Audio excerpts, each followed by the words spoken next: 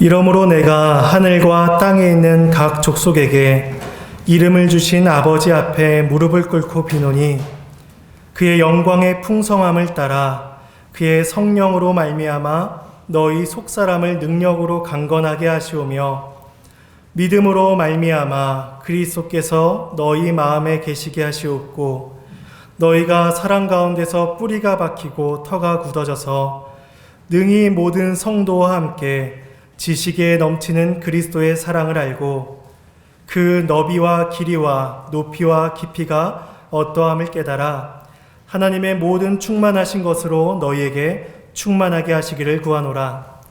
우리 가운데서 역사하시는 능력대로 우리가 구하거나 생각하는 모든 것에 더 넘치도록 능히 하실 이에게 교회 앞에서와 그리스도 예수 안에서 영광이 대대로 영원 무궁하기를 원하노라. 아멘. 하나님의 말씀입니다. 네, 이제 우리 함께 살펴볼 말씀은 에베소서 말씀입니다. 오늘 본문은 바울의 기도입니다. 바울은 이 기도를 시작함에 있어서 이제 14절에 이렇게 말씀을 합니다. 이러므로 라고 이렇게 시작을 합니다. 바울은 어떤 사실 한 가지 때문에 기도를 해야 될 필요성을 느낀 것입니다. 그가 기도를 해야 될 필요성이 무엇인지 우리는 앞에 에베소서 2장에서 살펴볼 수가 있습니다. 잠시 에베소서 2장 12절 말씀을 함께 읽어보도록 하겠습니다. 함께 읽겠습니다. 그때 너희는 그리스도 밖에 있었고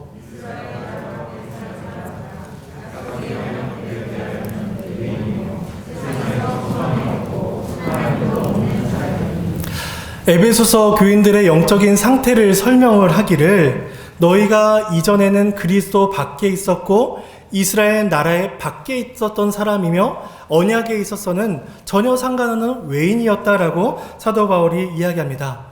그러니까 에베소 교인들은 하나님 나라와는 아무런 관계가 없는 자들이었던 것이죠. 그런데 13절에 이렇게 말씀을 합니다. 이제는 전에 멀리 있던 너희가 그리스도 예수 안에서 그리스도의 피로 가까워졌느니라 라고 말씀을 합니다. 이제는 가까워졌습니다. 이제는 달라진 것입니다. 이전에는 외인이었고 관계가 없는 사람이었다면 이제는 그리스도의 피로 가까워진 사람입니다. 그래서 19절에 2장 19절에 이렇게 말씀을 합니다. 너희는 외인도 아니요 나그네도 아니요 하나님의 권속이라. 그러니까 에베소서 교인들에 대한 어떤 영적 상태의 변화가 이제 있었음을 바울이 이야기합니다. 그래서 그 변화에 대해서 22절에서 이렇게 표현을 합니다. 너희도 성령 안에서 하나님이 거하실 처소가 되기 위하여 그리스도 예수 안에서 함께 지어져 가느니라. 그들이 예수님과 함께 지어져 가는 성전이요 교회가 된다고 이제 선언하고 있는 것입니다.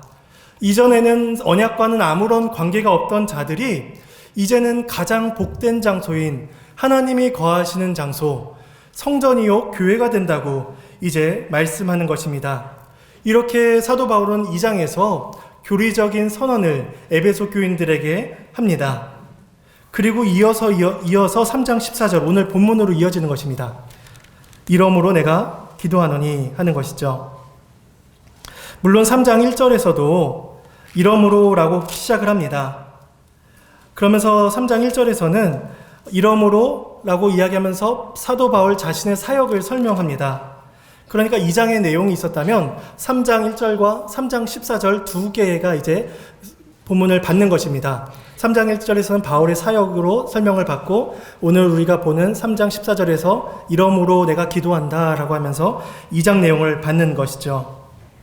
그러니까 사도 바울은 에베소 교인들이 이제 하나님과 가까워졌고 교회요 성전이 되었으니 이러기 때문에 내가 너희들을 위해서 기도한다라고 기도의 필요성을 이유를 찾고 있는 것입니다. 사도 바울은 기도를 할 수밖에 없었습니다.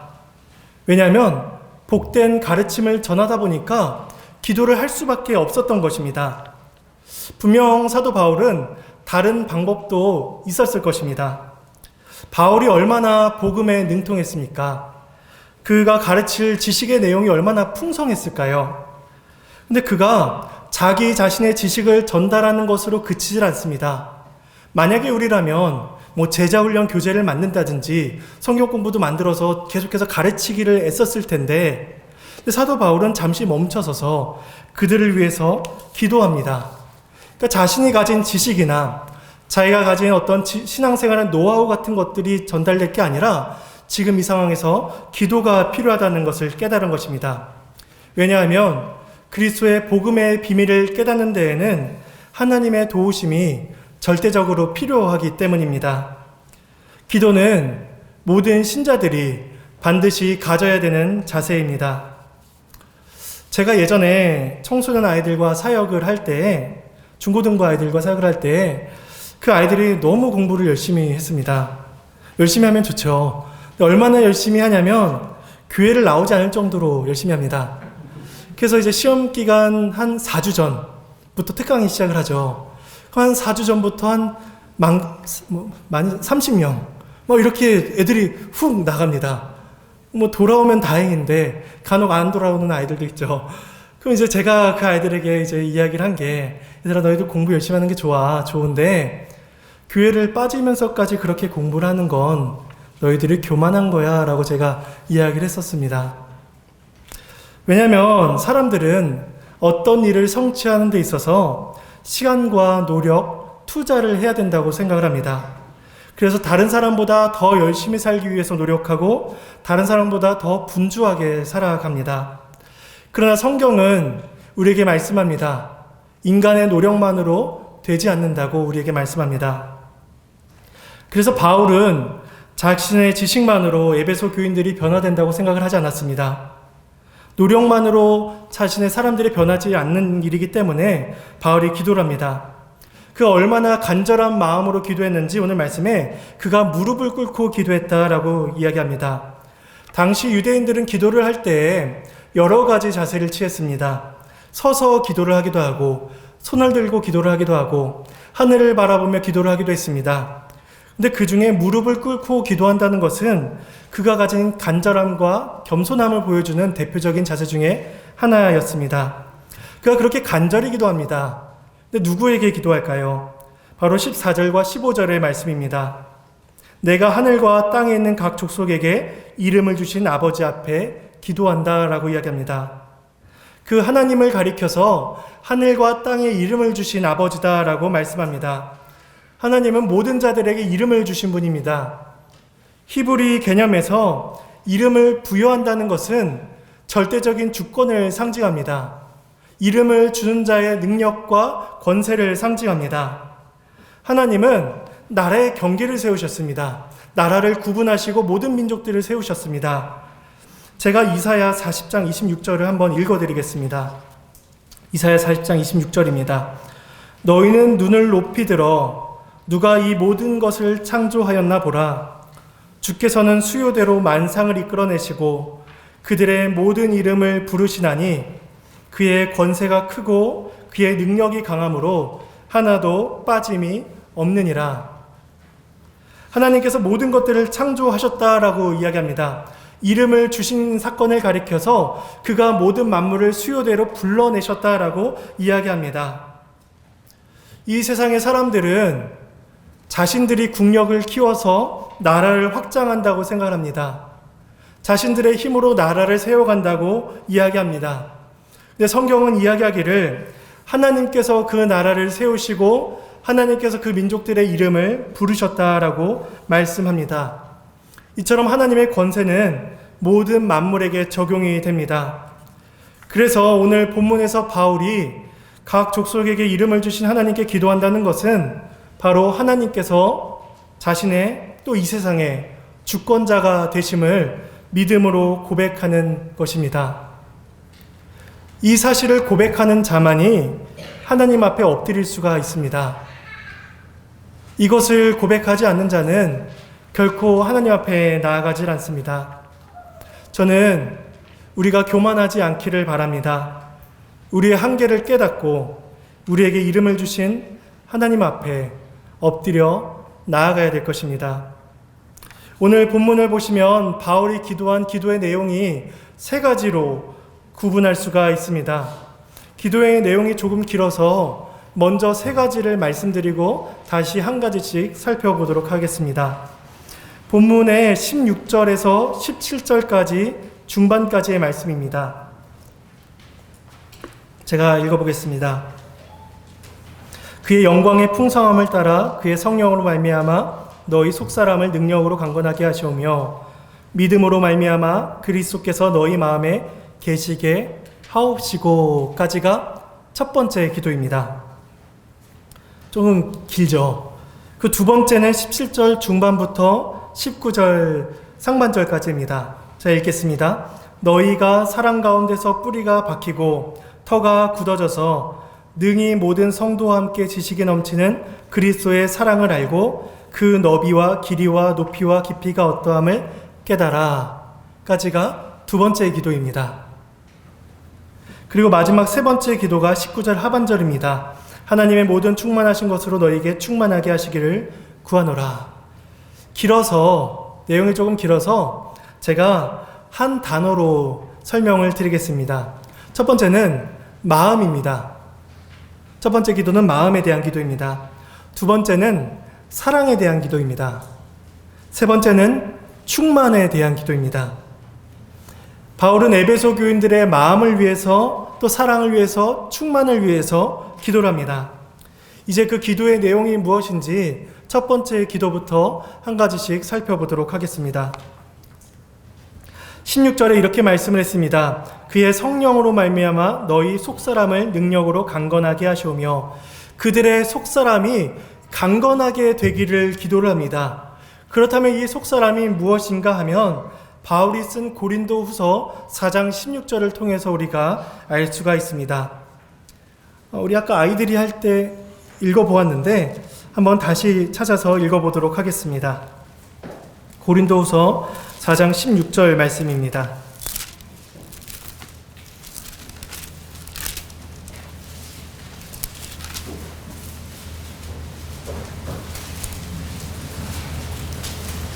(4장 16절)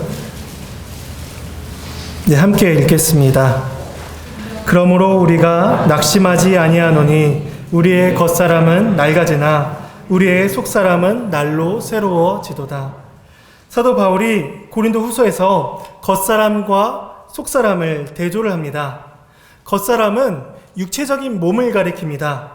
우리들 육신이죠.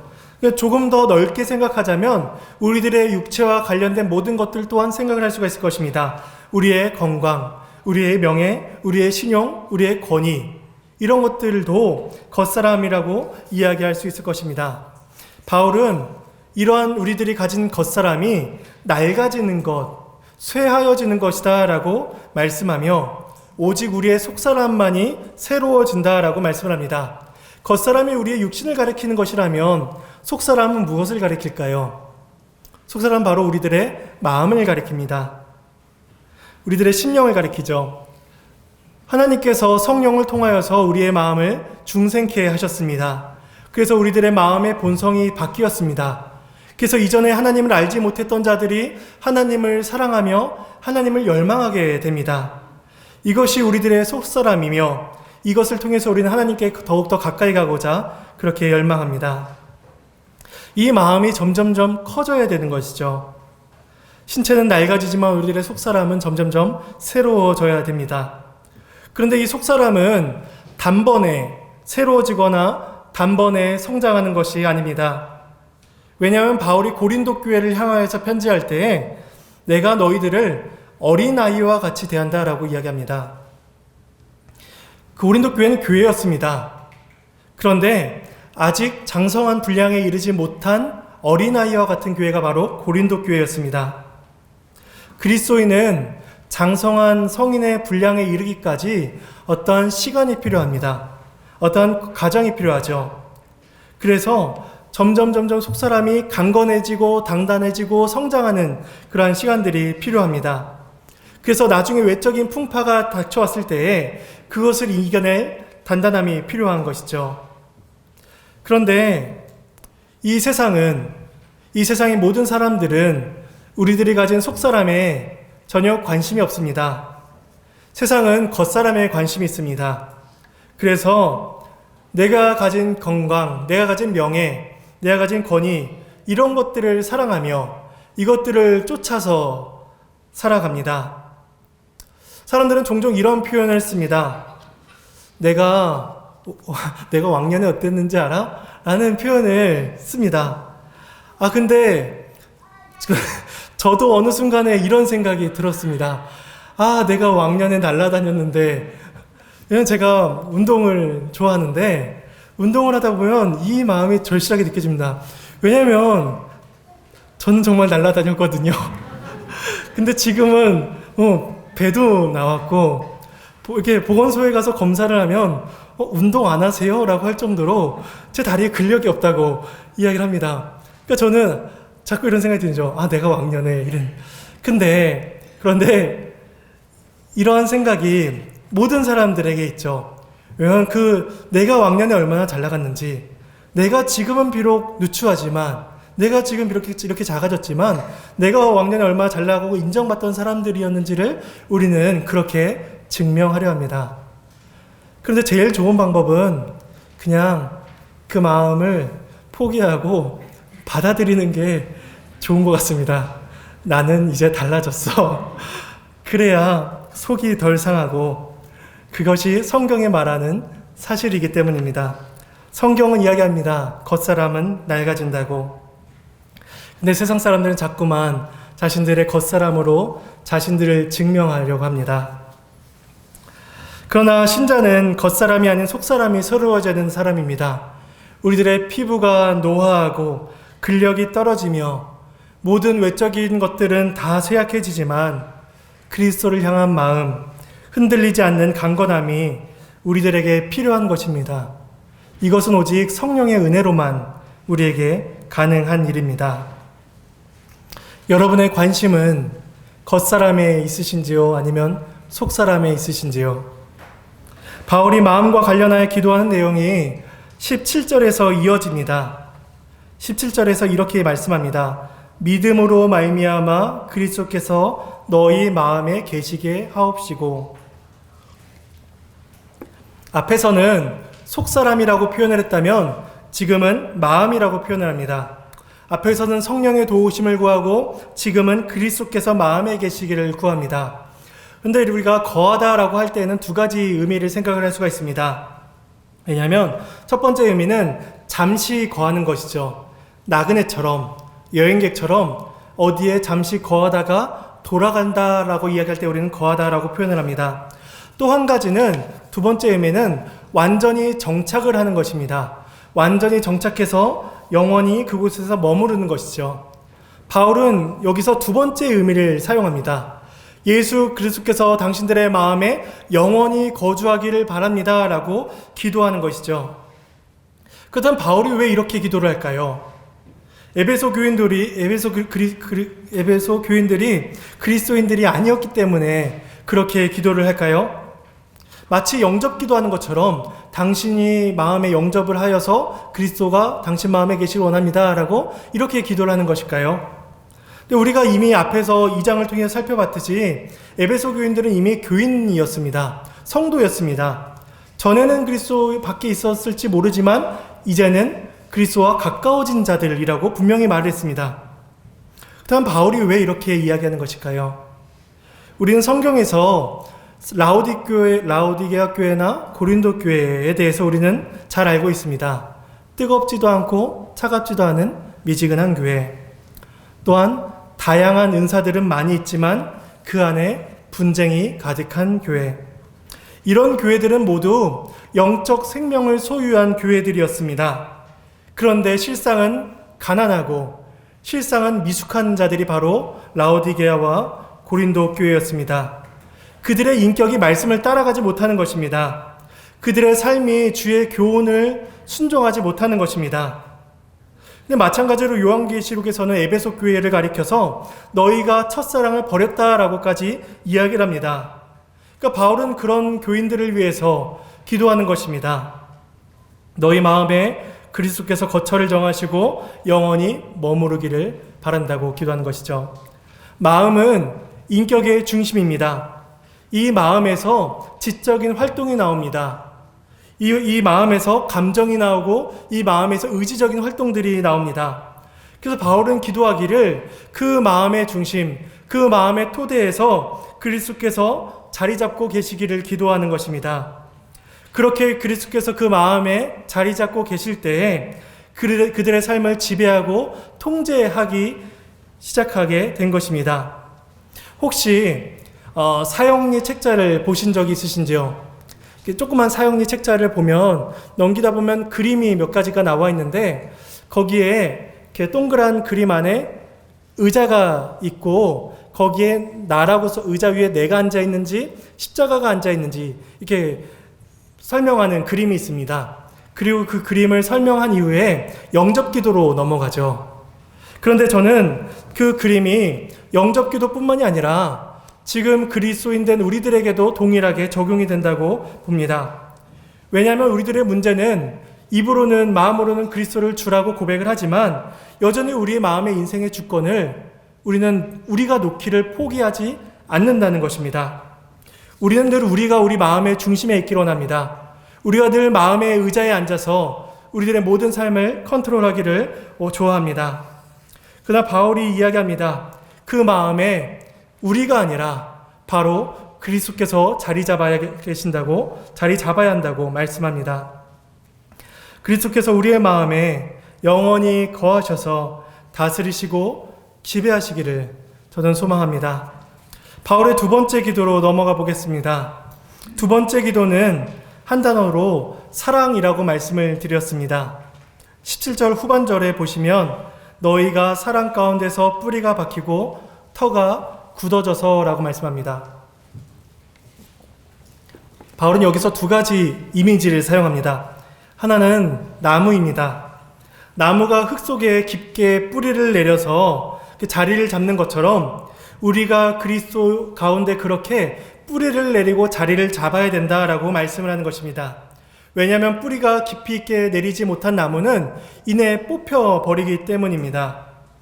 이사야 40장 23절과 24절 말씀을 우리 함께 찾아서 읽어보도록 하겠습니다. 이사야 40장입니다.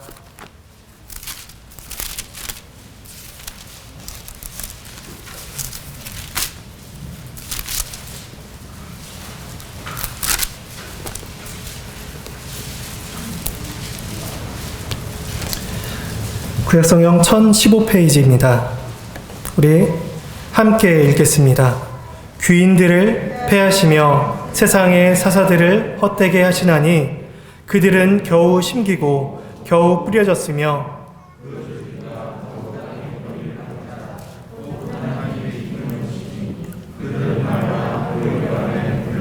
촉에 같도다. 네, 그들에 대해서 설명하기를 세상의 모든 자들이 겨우 심겼다라고 이야기합니다. 겨우 뿌려졌다고 이야기합니다. 그리고 겨우 뿌리를 박았다라고 이야기하죠. 그렇게 겨우 자리를 잡은 그들에게 하나님께서 입김을 부시니 그들의 결과가 어떻게 되나요? 말라서 회오리 바람에 물려가는 잡초와 같다라고 이야기합니다. 이처럼 그리스도에게 뿌리를 내리지 못한 나무는 그냥 겨우 뿌려진 나무와 같고 겨우 심겨진 것과 같아서 마지막 때에 하나님께서 심판하실 때에 그들은 다 멸망하고 맙니다. 그런데 우리가 이 나무라는 이미지에서 한 가지를 또 생각을 할 수가 있습니다. 바로 성장이라는 것입니다. 나무는 성장을 합니다. 나무가 깊게 뿌리를 내리고 넓게 뿌리를 내리면서 자리를 잡는 것은 그냥 단순히 오래 버티기 위함이 아닙니다. 뿌리를 그렇게 내리고 내려서 땅으로부터 양분을 얻기 위함인 것이죠. 이처럼 신자는 그리스도의 사랑의 뿌리를 내려서 양분을 얻고 성장하며 귀한 열매들을 맺어야 하는 것입니다. 이것이 그리스도 안에서 누리는 우리들의 복인 것입니다. 또한 이제 바울의 기도에서 알 수 있는 두 번째 이미지가 있습니다. 그 이미지는 바로 건물입니다. 첫 번째가 나무였다면 두 번째는 건물입니다. 우리는 건물을 높이 올리려면 기초를 다지고 그만큼 깊이 있게 파야 됩니다. 제가 잘 몰라서 저희 동네에 있는 잠실 롯데타워에 대해서 잠시 찾아보았는데 롯데타워가 555m, 123층입니다. 근데 그 건물을 높이기 위해서 얼마를 팠냐면 약 40m를 땅으로 팠다고 합니다. 40m를 파서 거기에 있는 화강암에다가 108개인가 이렇게 어떤 토대를 마련을 했다고 합니다. 그만큼 높이 올라가려면, 건물이 높이 올라가고 든든하게 서려면 그만큼 깊이 있게 파야 되는 것이죠. 근데 이러한 사실을 예수님께서도 말씀을 하셨습니다. 예수님께서 마태복음 7장과 누가복음 6장에서 그 반석 위에 집을 지은 사람에 대해서 말씀을 하시는데 누가복음에서 이렇게 말씀을 합니다. 제가 읽어드리겠습니다. 누가복음 6장 46절 47절 말씀입니다. 내게 나와 내 말을 듣고 행하는 자마다 누구와 같은 것을 너희에게 보이리라. 집을 짓되 깊이 파고 주추를 반석 위에 놓은 사람과 같으니 라고 말씀합니다. 주님께서 주님의 말씀을 듣고 행하는 자는 집을 짓되 깊이 파는 자라고 말씀을 합니다. 깊이 파서 반석 위에 집을 짓는 자가 바로 예수님의 말씀에 순종하는 자라고 말씀하는 것이죠. 그러니까 예수님은, 사도 바울은 동일하게 말씀을 합니다. 터는 깊이 있게 자리 잡아야 견고하고 튼튼하다고 말씀하는 것이죠. 그렇게 반석 위에 견고하게 세워진 집만이 바로 안전하고 견고하며 영원한 건물이 되는 것입니다. 그렇게 우리 그리스도인들은 그리스도 안에서 안전함을, 평안함을 소유할 수가 있는 것입니다. 바울은 이렇게 우리가 터를 잡고 뿌리를 내리는 이 그리스도의 사랑이 어떠한 사랑인지, 그 그리스도의 사랑의 성격에 대해서 우리에게 알려줍니다. 바로 18절 말씀입니다. 18절에 이렇게 말씀을 합니다. 능히 모든 성도와 함께 지식에 넘치는 그리스도의 사랑을 알고 라고 이야기합니다. 그리스도의 사랑은 지식에 넘치는 사랑입니다. 왜냐하면 우리의 지식은 한계가 있습니다. 우리가 가진 개인의 지식의 양뿐만이 아니라 우리가 타락한 세상 속에서 가지는 어떤 지식의 한계도 있는 것이죠. 그래서 만약에 우리가 사랑이라고 이야기할 때 우리는 어떤 사랑을 떠올리나요? 흔히 부모와 자녀 간의 사랑, 연인 간의 사랑, 친구 간의 사랑, 이러한 사랑을 우리는 떠올립니다. 그런데 그 사랑이 얼마나 완전하고 그 사랑이 얼마나 충만한가요? 우리가 부모와 자녀 간의 사랑, 자녀를 향한 부모의 사랑이 가장 귀하고 가장 아름답다라고 이야기하는데 그 부모들의 사랑이 얼마나 때로는 조건적이고 때로는 얼마나 제한적인가요? 왜냐하면 우리는 늘 우리의 상황에 맞는, 우리의 지식에 맞는 사랑을 할 뿐입니다. 그러니까 예를 들자면 우리들의 지식의 사이즈는 이만하다면, 사랑에 대한 지식은 이만하다면 우리는 이 지식에 충만하도록 사랑을 다 못하죠. 우리는 이 한계도 못할 만큼 부족한 사랑을 가지고 살아갑니다. 겨우겨우 그 안에서 부모와 자녀가 사랑이 나타나고 연인 간의 사랑이 나타나고 그런 것이죠. 그런데 우리가 가진 이 지식의 한계를 넘어선 사랑이 있으니 바로 그리스도의 사랑이라고 말씀합니다. 그 그리스도의 사랑이 어떠하냐면 19절에 말씀을 합니다. 그 너비와 길이와 높이와 깊이가 어떠함을 깨달아라고 말씀합니다. 만약 사랑에 대한 우리들의 지식이 이만하다고 말씀을 드렸다면 그리스도의 사랑은 우리가 가진 지식의 한계, 이 세상에 소유하고 있는 모든 지식의 한계를 넘어섭니다. 길이에 있어서, 높이에 있어서, 너비에 있어서, 깊이에 있어서 그 모든 것들이 우리들의 사랑의 지식을 넘쳐난다고 이제 말씀을 하는 것이죠. 그런데 이 사랑에 대해서 존 스토트라는 학자가 이렇게 설명을 하였습니다. 한번 들어보십시오. 이 안에 페이지에도 넣어드렸는데 한번 들어보십시오. 그리스도의 사랑은 모든 인류를 수용할 만큼 넉넉하게 넓고 그리스도의 사랑은 세상의 시간을 넘어서 계속될 만큼 영원히 길며 그리스도의 사랑은 가장 타락한 인간을 구원할 만큼 충분히 깊으며 그리스도의 사랑은 구원한 자를 하늘로 올릴 수 있을 만큼 지극히 높다라고 이렇게 설명을 합니다. 이것이 바로 우리를 향한 그리스도의 사랑입니다. 그리고 우리의 지식에 넘치는 그리스도의 이 사랑이 가장 선명하게, 가장 분명하게 드러난 곳이 있다면 바로 십자가입니다. 우리는 그 십자가의 사랑을 감히 상상할 수 없고 감히 이해할 수가 없습니다. 우리는 늘 그 지식에 넘치는 사랑을 우리는 받고 살아가는 것입니다. 그래서 바울이 로마서 8장 38절과 39절에 이렇게 말씀을 합니다. 내가 확신하노니 사망이나 생명이나 천사들이나 권세자들이나 현재일이나 장래일이나 능력이나 높음이나 깊음이나 다른 어떤 피조물이라도 우리를 우리 주 예수 그리스도 예수 안에 있는 하나님의 사랑에서 끊을 수 없으리라. 그리스도의 사랑은 우리들의 이성과 우리들의 조건과 우리들의 제한을 넘어선 것입니다. 그렇게 하나님은 우리를 사랑하시며 그 사랑은 세상의 어느 것으로부터 우리를 끊을 수 없게 지켜주십니다. 이것이 우리의 유일한 소망이며 우리의 유일한 위로인 것입니다. 이제 마지막 세 번째 기도입니다. 세 번째 기도의 단어는 충만이라고 말씀을 드렸습니다. 이 하나님의 모든 충만, 19절에서 이렇게 말씀을 합니다. 하나님의 모든 충만하신 것으로 너희에게 충만하게 하시기를 구하노라. 하나님의 모든 충만이라는 것은 하나님의 생명과 하나님의 능력과 하나님의 모든 것들이 완전하다는 것을 뜻합니다. 그러니까 우리가 하나님의 충만하심에 이르러야 된다면 하나님의 완전하심과 같이 우리가 완전해야 된다는 것이죠. 그런데 우리는 하나님과 같이 될 수가 없습니다. 만약에 우리가 죽어서 새하늘과 새 땅, 마지막 때 새하늘과 새 땅에 간다고 해도 분명히 우리는 하나님과 우리 사이에 차이가 존재합니다. 창조주와 피조물과의 차이가 존재하죠. 그럼에도 불구하고 사도 바울은 우리가 하나님의 충만하심과 같이 충만해져야 된다라고 말씀을 합니다. 왜냐하면 그것이 우리에게 요구되는 삶이기 때문입니다.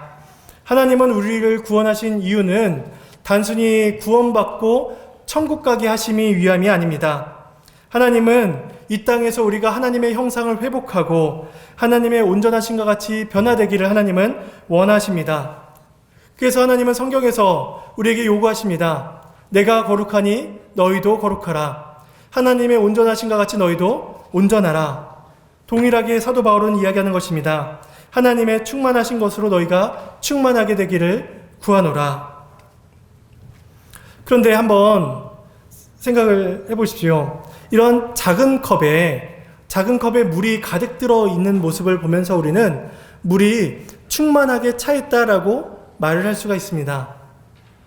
또한 집에 있는 욕조에 물이 가득 차 있는 것을 보면서 우리는 물이 충만하다라고 이야기할 수가 있습니다. 그러니까 물이 적게 들어있으나 총 질량이 작으나 물의 질량이 크나 물은 똑같이 충만한 것이죠.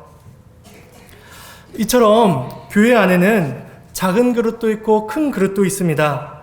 우리가 충만하다고 할 때 큰 욕조에 있는 물도 충만하고 작은 그릇에 있는 물도 충만하다라고 말을 하는 것처럼 우리는 교회 안에 있는 작은 그릇과 큰 그릇을 바라보면서 동일하게 이야기할 수가 있습니다.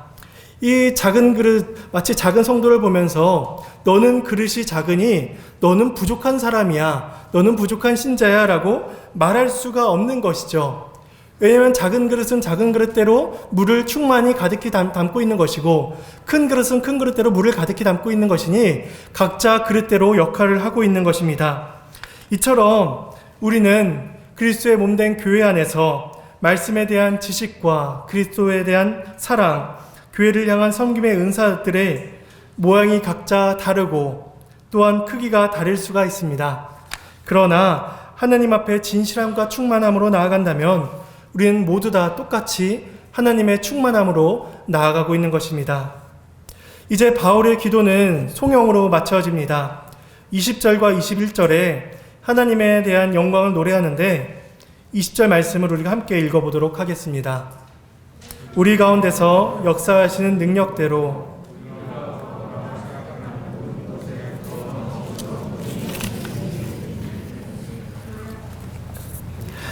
바울은 우리가 구하거나 우리가 생각하는 모든 것에 더 넘치도록 능히 하실 분이라고 말씀합니다. 바울은 마음을 위해서 사랑과 충만을 위해서 기도했습니다. 그리고 자신의 기도보다도 더 넘치도록 능히 해주실 분이라고 하나님을 고백합니다. 옛날에 부흥회를 많이 했었는데 그 부흥회 혹시 참석을 하셨을 때 이런 예화를 들어보셨을 것 같습니다. 기도를 구체적으로 해야 된다는 것이죠. 그래서 어떤 사람이 배우자를 위해서 세세하게 기도 제목을 만들어서 기도를 했더니 진짜 그대로 응답받았더라. 그런데 한 가지를 빼먹고 기도했더니 하나님 그거를 빼먹으셔서 그 사람이 슬피 울며 이를 갈았다. 이런 식의 예화를 하면서 기도를 구체적으로 해야 된다라고 이렇게 설교를 들었습니다. 우리가 얼마나 구체적으로 기도할 수가 있을까요? 우리가 얼마나 구체적으로 기도하면 우리들의 모든 필요와 어려움들을 놓치지 않고 세세하게 기도할 수가 있을까요? 우리는 그렇게 할 수 없습니다. 물론 사도 바울은 구체적으로 기도를 했습니다. 그런데 그 기도의 내용을 보면 구체적이긴 하되 그의 기도는 환경을 바꿔달라는 기도가 아니었습니다. 사도 바울은 환경이 아닌 그 신자들이 우리가 바뀌기를 위해서 기도합니다. 그러니까 내용이 중요하지 않고 만일 기도의 내용이 중요하지 않고 구체적으로만 기도한다면 우리는 우리들의 욕심을 위해서 구체적으로 기도하게 될 것입니다. 그래서 우리는 세세한 기도 이전에 우리가 고백하는 기도의 내용이 무엇인지를 살펴보아야 됩니다.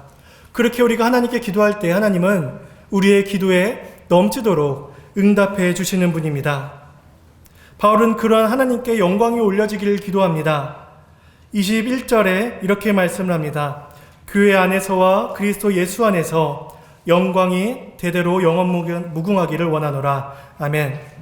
그는 여기서 단순히 그리스도 안에서 영광이 있기를 구하지 않습니다. 교회 안에서와 라는 말을 추가합니다.